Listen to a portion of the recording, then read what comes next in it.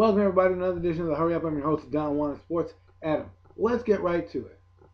It is basketball season, and boy, oh boy, is it fun. The New York Knicks are 3-0. They're fighting to go 4-0 against the Dallas Mavericks.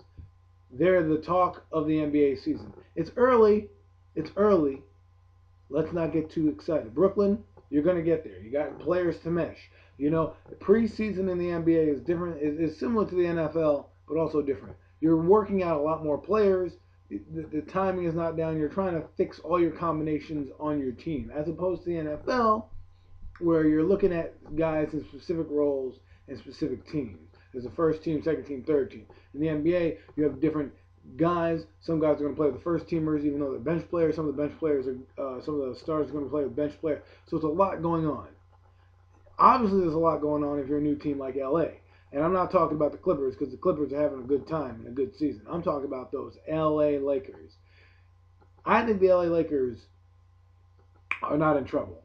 Did I think they would fire Mike Brown after their second season? They made the playoffs last year. Let's be honest, though. Mike Brown's time we knew was coming to an end.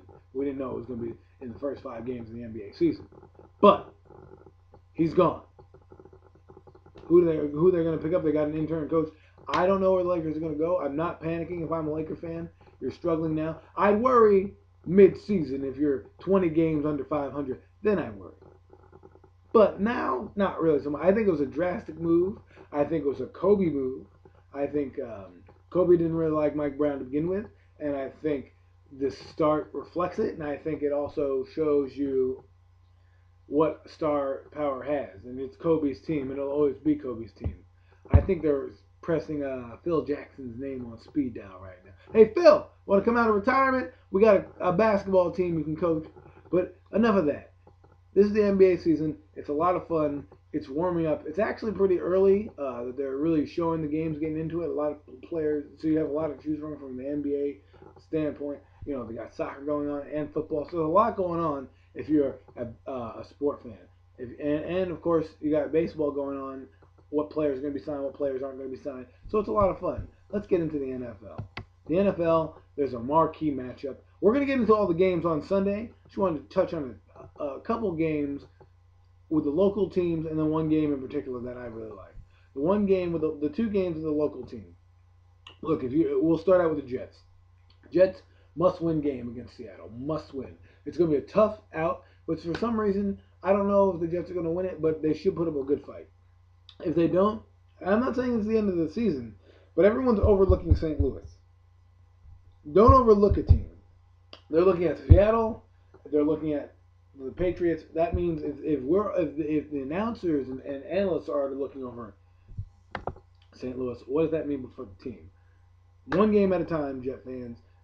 Let Mark Sanchez develop. If you don't want him to develop, get him out of here. I don't know why you got Tim Tebow. Use the guy or lose the guy. That's what I feel. If you don't like Mark Sanchez, get him out of here. They want to compare him to Eli Manning. He's not Eli Manning. He's Mark Sanchez. He had 1 year of college football. He left, made his millions of dollars, and now you're getting your product. You know, you're getting your product. As for the Giants, you need a bounce back game. You need this game. This game is a must win for the Giants. But we always say that the Giants have a must win game. We always say that. But in order to stay in the lead in the division, which by the way, 2 division foes are facing each other this week, and we'll get into that in a minute. You need to win this game. You need to bounce back, show your fans, show yourselves that you can win, take the bye week, recover, come back, and face the brutal part of your schedule. The brutal part of your schedule, which, by the way, I think the Giants will go 500 down that part of the schedule. And last 2 games that we're going to talk about, the Dallas Cowboys against the Philadelphia Eagles. One of these teams is leaving 3-6, and that's pretty bad considering both teams had high expectations. But we all knew the offensive lines of all 4 of these clubs were going to be bad. But this is the NFC East. This is what happens. You're either really, really good or you're really, really mediocre. And if you're really mediocre, it's a dogfight to the finish. This is not your 1990s Cowboys that were dominating, or your Eagles back in the day with Randall Cunningham and all those boys. This is an up-and-coming team. And this could be Andy Reid's last go-round at it. You know, there could be a lot of different faces in new places next season. And the last game I want to look at, which could be a Super Bowl preview, Chicago against the Texans. 7-1 versus 7-1. Should be a great game. This will be a great game to watch because if you're a defensive foe. You're going to see a lot of defense in this game, and we'll see which offense comes to play. You have Brandon Marshall on one side, Andre Johnson on the other.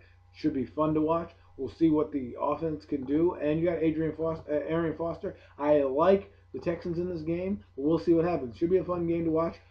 This has been the update of the Hurry Up. I'm your boy, the Don Juan Sports Adam. We'll see you guys on Sunday.